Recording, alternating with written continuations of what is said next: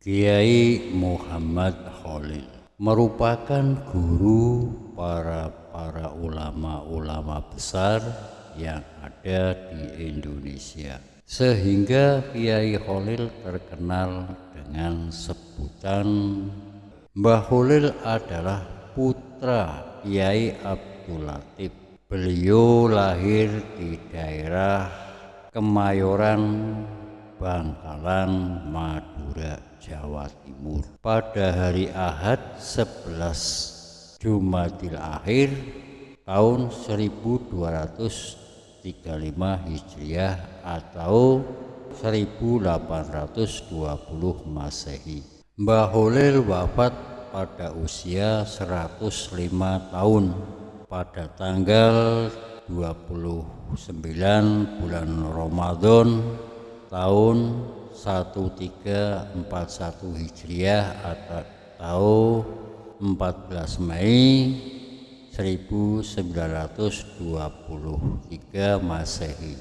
Dari sisilah keturunan, Mbah Khalil bin Kiai Abdul Latif bin Kiai Hamid bin Kiai Abdul Karim bin Abdul Aziz dan sampai ke Syekh Ja'far Shadiq Sunan Kudus.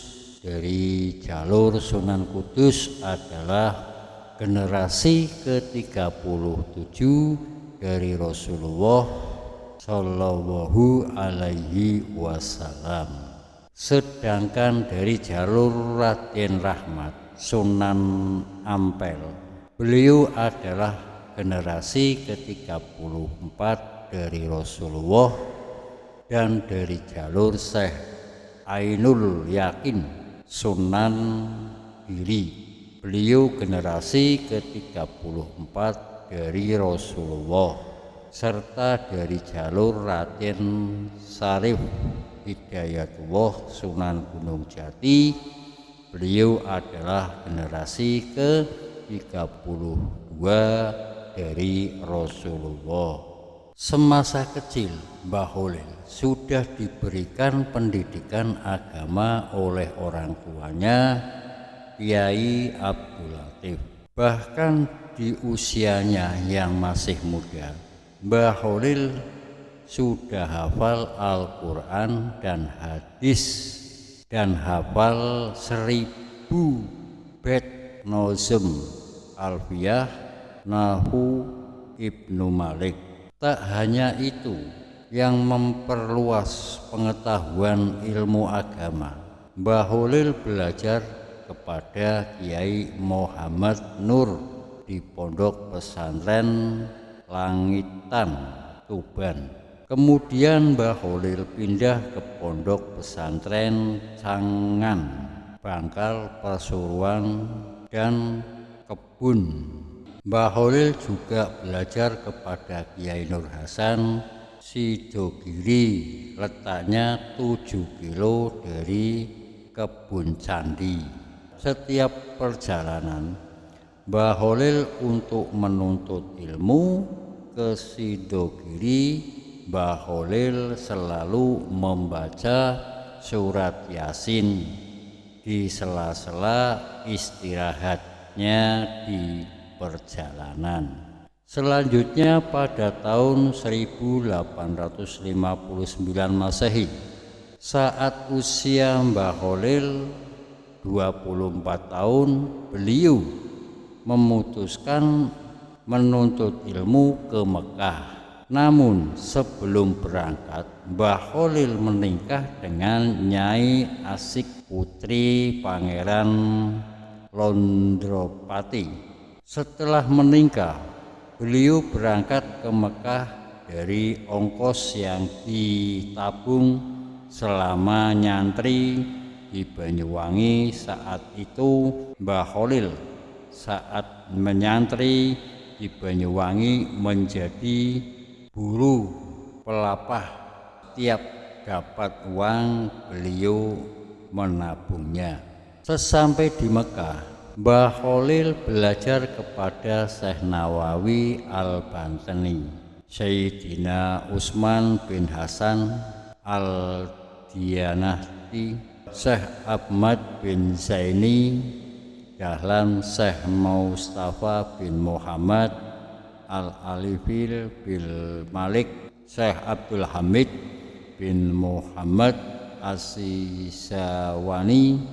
Beberapa sanad hadis yang musafal barangkali diterima oleh Syekh Nawawi bin Bantani dan Abdul Ghani bin Subuh bin Ismail Al-Binawi Bima Subawoh. Selanjutnya Mbah Khalil belajar kepada Syekh dari berbagai mazhab yang mengajar di Masjid Al-Haram, namun kecenderungannya untuk mengikuti mazhab Syafi'i tak dapat disembunyikan. Karena itu tak heran kalau kemudian Mbah Khalil lebih banyak mengaji kepada para syekh yang bermazhab Syafi'i. Sepulangnya dari Mekah, Mbah Khalil dikenal sebagai seorang ahli fikih dan ilmu tarek. Bahkan ia pun dikenal sebagai seorang kiai yang dapat memadukan kedua hal itu secara serasi. Dengan pengalaman dan ilmu yang dimiliki, Khalil mendirikan sebuah pesantren di daerah Congkuban. Banyak santri yang berdatangan untuk berguru kepadanya. Namun tak lama Mbah Khalil menyerahkan pondok pesantren itu kepada menantunya yang tak lama lain keponakannya sendiri, yakni Kiai Muntahab, suami dari putri Mbah Khalil, Siti Khotimah. Setelah itu Mbah Khalil kembali mendirikan pesantren di daerah Damagam, pusat kota Bangkalan. Letak pesantren yang baru itu hanya 1 kilometer dari pesantren lama. Di pondok pesantren yang baru, karena kealiman dan kewaliannya banyak, santri yang ingin berguru kepadanya bukan saja dari daerah sekitar, tetapi juga dari tanah seberang Pulau Jawa. Di antara santri Mbah Khalil yang menjadi ulama besar Indonesia, di antaranya Kiai Hasyim Asy'ari, pendiri Jam'iyah Nahdlatul Ulama, organisasi terbesar di Indonesia. Kiai Abdul Wahid Hasbullah, Jombang. Kiai Bisri Samsuri, Jombang. Kiai Abdul Manaf Lirboyo, Kediri. Kiai Maksum Lemes, Kiai Munawar Krapyak, Yogyakarta. Kiai Bisri Mustafa, Rembang, Jawa Tengah. Kiai Nawawi Sidogiri. Kiai Ahmad Sotik, Jember. Kiai Ashad Samsul Arifin, Situbondo. Kiai Abdul Majid Bata-Bata, Pamakasan. Kiai Toha Bata-Bata, Pamakasan. Kiai Abi Sujak Tatigi, Kebun Agung, Sumenep. Kiai Usmani Pandinan, Sumenep. Kiai Muhammad Hasan Gombong, Purbolinggo. Kiai Zaini Maimun Im Paiton, Purbolinggo. Kiai Khosim Bundaran, Sidoarjo. Bahkan Insinyur Soekarno, Presiden RI pertama.